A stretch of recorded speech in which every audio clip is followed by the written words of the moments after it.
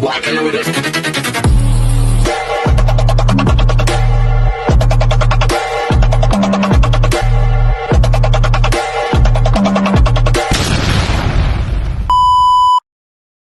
Hi everyone! Good evening! I'm back! It's your Mama Sam dito sa Sam TV. Kamusta naman kayo mga amigo, amiga, kumare at kumpare? Sana lahat po kayo ay okay at safe ngayong gabi. Syempre kung ako naman ang tatanungin nyo, kita naman ninyo, ang ganda ko, di ba? Ganyan talaga kapag umiinom ka ng maraming vitamin C tapos kumakain ka ng maraming banana, ganito ang magiging resulta mo. Charot! So yun, so syempre ang mga kaibigan natin na nakatira sa ibang bansa, lalo na sa parteng Amerika, good morning sa inyong lahat. At sa mga kaibigan naman natin nakatira sa Saudi Arabia, hello sa inyong lahat, alam ko paggabi na rin dyan. At ayun, so syempre alam ko galing sila sa trabaho.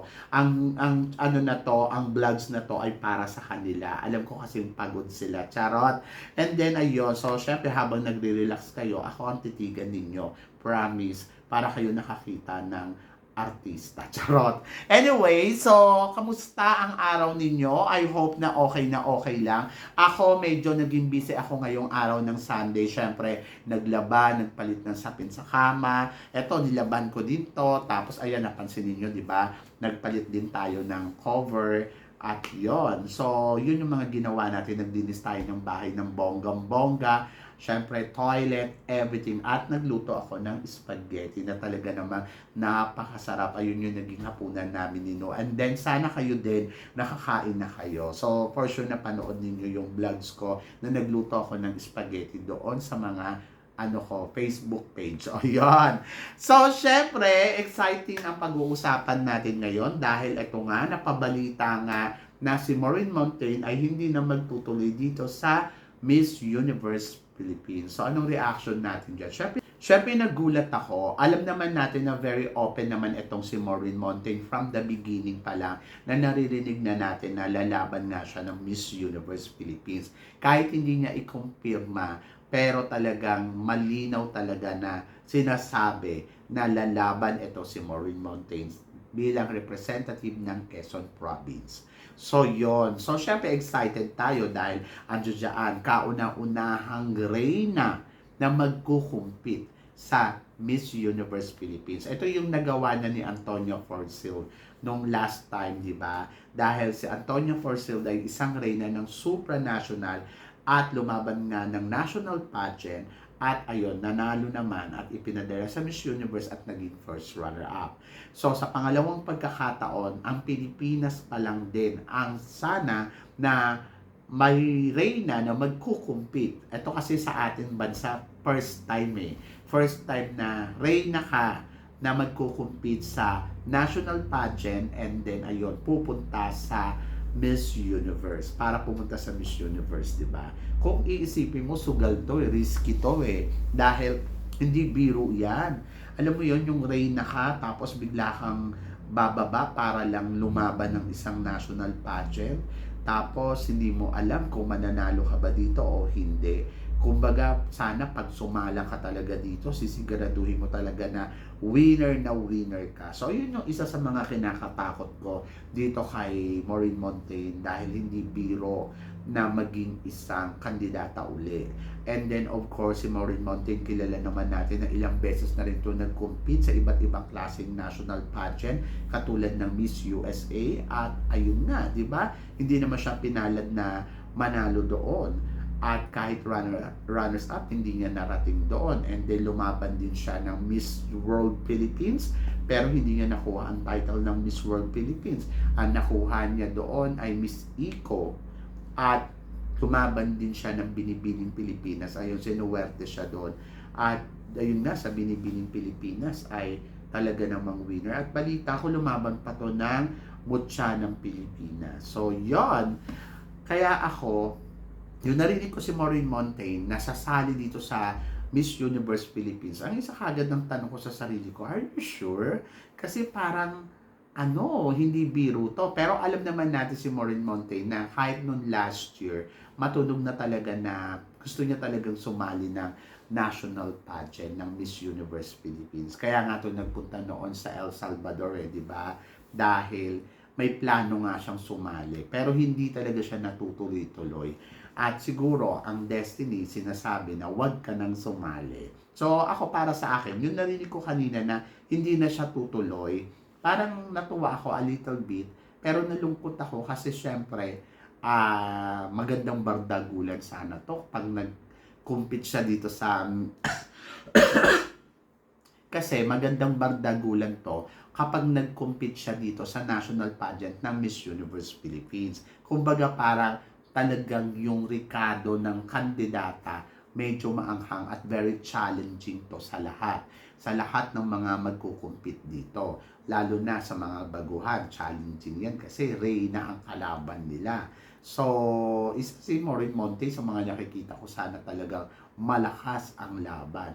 Pero syempre, wala naman tayong magagawa dahil nagdesisyon siya.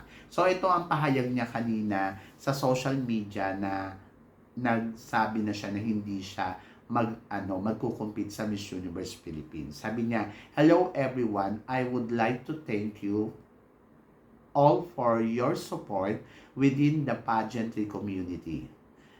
I would like to formally announce I will not be competing in Miss Universe Philippines."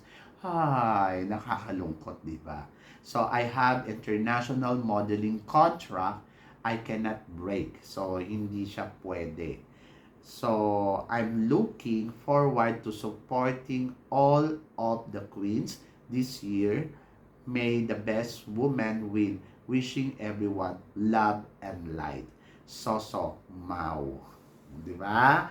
So, meron pala siyang kontrata talaga sa international modeling So, hindi talaga siya pwede pang mag-compete.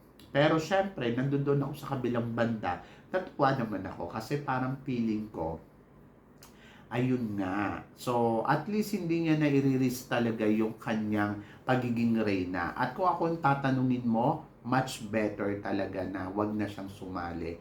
Kasi hindi biro, alam mo yon, hindi biro yung i-risky mo yung laban mo. Tingnan mo si Antonia Porcel, di ba? Ang nangyari kay Antonia Porcel, lumaban siya ng Miss Universe. So ngayon parang hindi na ma-remind ng tao. Yung kumbaga parang hindi na siya nakikitang queen ng supranational. Siya pa naman ang isa sa mga pinakabonggang queen ng Miss Supranational. Kumbaga siya yung nagbigay ng magandang standard at talaga namang iba. Pero ngayon, nakikita na siya na first runner-up sa Miss Universe. Kung mananalo ka, swerte. Pero kung hindi, hindi rin magandang tignan. Kaya para sa akin, okay lang din talaga na hindi na magtuloy. Ito si Maureen Montaigne at ayun. So, better luck next time. Malay natin, di ba? Pero kung ako tatanungin mo kahit sa next time, siguro wag na rin lang sumali. Manatili na lang siyang Miss Globe, di ba? Kasi syempre, iba din naman yung pagiging Miss Globe. Bongga din yan. At hindi naman yan basta-basta din naman na pinaghirapan niyang manalo dyan talaga at pinaghandaan niya. And I think it's enough para sa kanya at wag na siyang magangad pa ng more kasi baka mawala. Swerte kung mananalo, okay yon. Pero kung hindi naman, parang pili ko wag na. So yon.